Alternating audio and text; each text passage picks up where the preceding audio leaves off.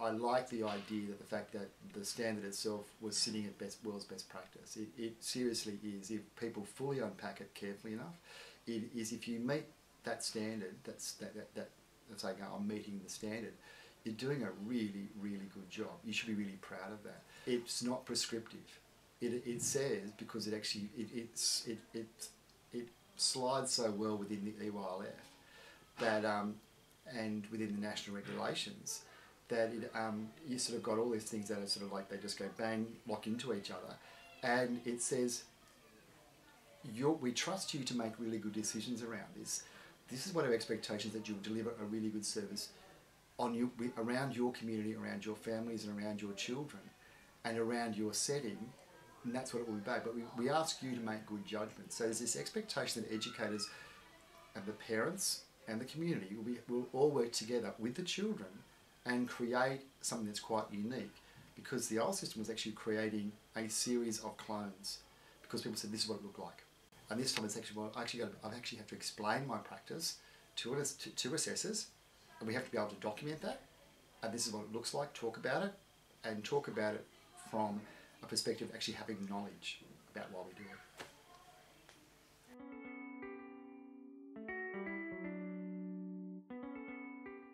Some of it actually scared me, because I actually didn't like I don't like the template, and the template actually scared the bejesus out of me. Out of all of us, we just said, well, how do you work with this? And I didn't want to work with it. And we looked at it and said, okay, well, let's take all the elements, and we actually just chopped it all up, and then we went back, and each team, we looked at each thing over a period of time, and we then brainstormed, and we used great big sketchbooks, and we just dropped all the things that we liked about what do we do well. We sort of identified what we're famous for, really. We sort of used that model about what are we famous for, what do we do well, what do people know us for, and what do we think we do really well. And we were able to sort of unpack all that and map it all out. And we said, okay, what do we want to work on? What are things that we thought that we could, the themes that we pulled out about where we might work next. We worked around things like our documentation.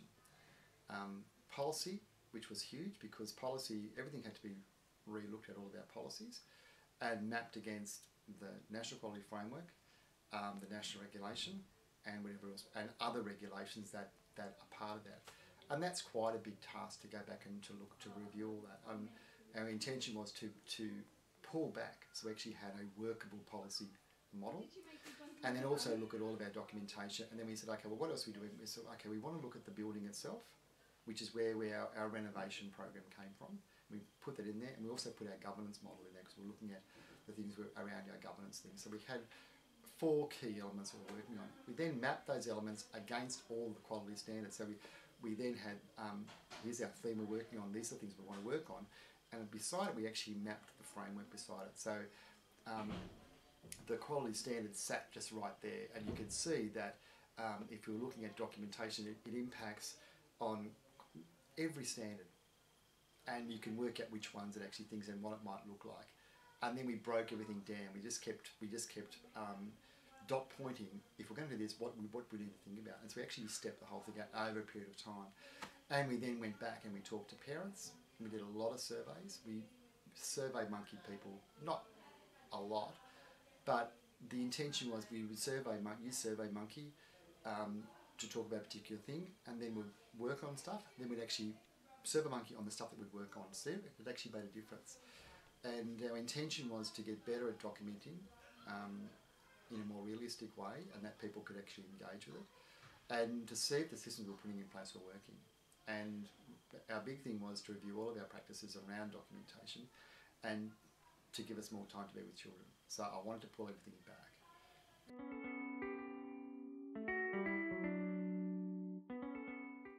Probably the one that probably people least like is health and safety, but it also has huge potential to actually really think around what you're trying to do. That you can actually sit and say, okay, well, what messages do we give children when we do some of the things we actually do? Like every time you go on and approach a child with a dirty nose, we put, policy was you put on gloves and that sort of stuff, and say, what does that say about the child? So you actually sort of say, well, actually, is the message we're giving to the child in this, you're dirty, and I'm going to protect myself. Or do we want to give another message? Well, how do I sort of support the child around this and give them more say about what's actually happening? But also, can we put other protocols around nose wiping, as an example, where you don't actually need to wear gloves? So you're actually not giving that message that you're a dirty, there is something wrong with you because I've got to wear gloves to touch you. And we looked at all that. Our philosophy, our program had to match the philosophy. And I know that 1.1 and 1.2 are some of the things that people fall down on, which is around philosophy and whether the philosophy actually maps into the program. We worked a lot on that, and we did a lot of work on how we document our planning. And we re-looked at it, and we came up with new models where the children sit fair and square right in the middle of the whole process, where they actually designed the learning schedule, they actually designed the program. Probably the other thing that's really exciting, I think, is the leadership.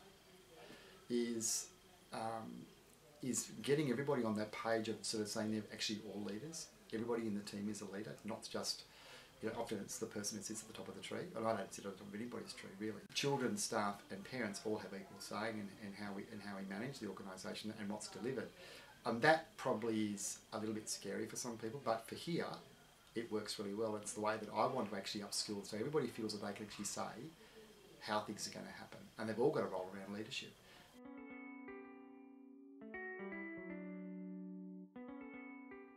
You know, shared my ideas with some colleagues, and I think I dot pointed a couple of our strengths. And they said, Neville, you do much more than that. You need to write and tell the word pitch. And I think, well, why didn't actually somebody say, tell a word pitch about what you do?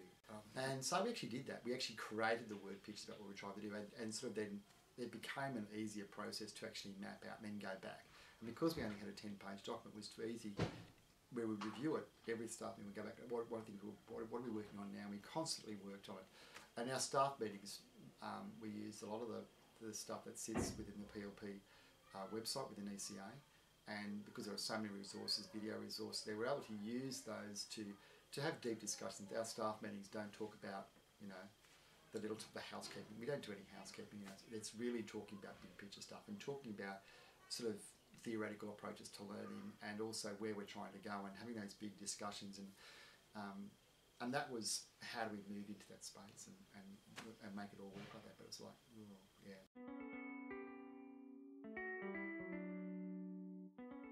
We had the assessment now, and it was I knew it was supposed to be reasonably positive, and so it was approached from that point of view. I think some of the things were a little bit different because the staff that they were talking to were off the floor for much longer than what we had anticipated for, because take them off for 15 minutes and 2 hours later they returned back to the floor. So it's about how logistically we had I had additional staff in on the day to cover the short absences, but we were a bit flummoxed by the big absences. Overnight we had a massive storm, because it was a 2-day visit. We had a massive storm. I lost a refrigerator, and then we got flooded the next morning. So, and I've got my educational leader who hadn't been on the first week, she'd been away. She was being interviewed, and the place is literally drowning. There's water coming in everywhere, and I'm trying to sweep the water out. And I'm thinking, I don't believe all this is happening at the same time. But that said, they have been brilliant. The staff and the assessment process was a really friendly process. There was lots of talking, lots of sharing, a lot of photocopying. Reams of photocopying. The only thing I think I was disappointed was at the end of it they said, oh, fantastic, really good visit, we'll go now, goodbye. I went, there's no exit interview.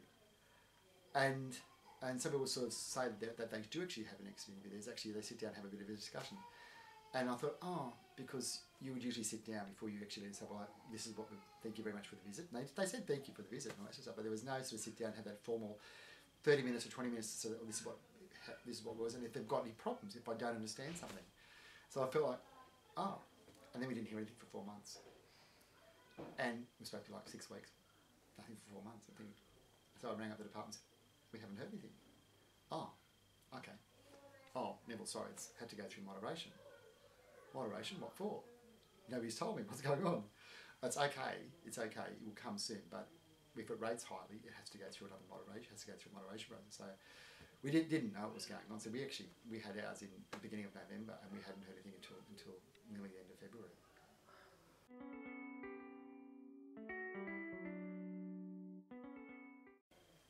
I'm excited. I think we were like, it turned up, and we said, because the fact that we'd had a couple of phone calls after that is to say, look, it's coming, Neville, and I think you're going to be really happy. So we actually had an indication, and our aim has never been to aim for exceeding or anything like that. Our aim is to do our job, and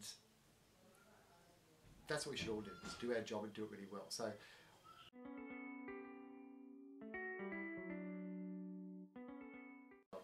This is a really important role. The early years, there can be nothing more important in anybody's life if they work in this sphere to do that job to the best of their ability, because this is the most critical time in a young person's life. This is when you make all the difference. You make all the difference to the family. And we know that. All the research from David Weikart around from HighScope gives us that longitudinal stuff. James Heckman, in all of his research, says if we do this really well, that we all benefit long term. And that's about giving the children the very best opportunities, but actually how it supports families. And so it isn't about we're just going to do this to make money, or we're just going to do so-so. It's always about doing it to the best of our ability. And we really enjoy our job. I work with people who just get this, who this is their great passion. You know, I've got Glenn who works in the preschool room. He said last year, he lives with his mates, and he says, you know, they all come home, they're all tired, and he says, I go home and I said, I can't believe that I work where I do, and all I do is have so much fun. And, you know, and okay, there is documentation, there are tasks we have to do, but there is no it still is about this engagement with young children, and it's about progressing their learning, but also these great conversations, and you can be every day is a surprise. If you don't like it, don't do it. But this job, we've always said, is this is a really important job. It's not just like any other job. There are a few jobs where you're asked to take over somebody else's child for a period of the day, and their expectation is that you care and protect them. But the expectation is not only do you care and protect them, but that you'll also challenge them. And that they're not going to mind if they come home covered in mud, because they'll actually know they've had a fantastic day.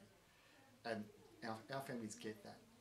There's a reason why they choose, because that's one of what things that's going to happen. We don't send them home too damaged.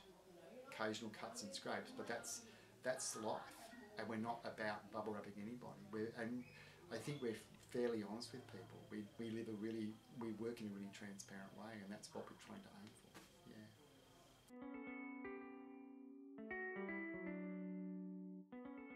We actually know that early childhood is the most critical period of anybody's life. Surely the government then has a responsibility to say, okay, right, well, to make this actually work, if we want to get the best out of our kids when they hit education, we need to get the best working with young children.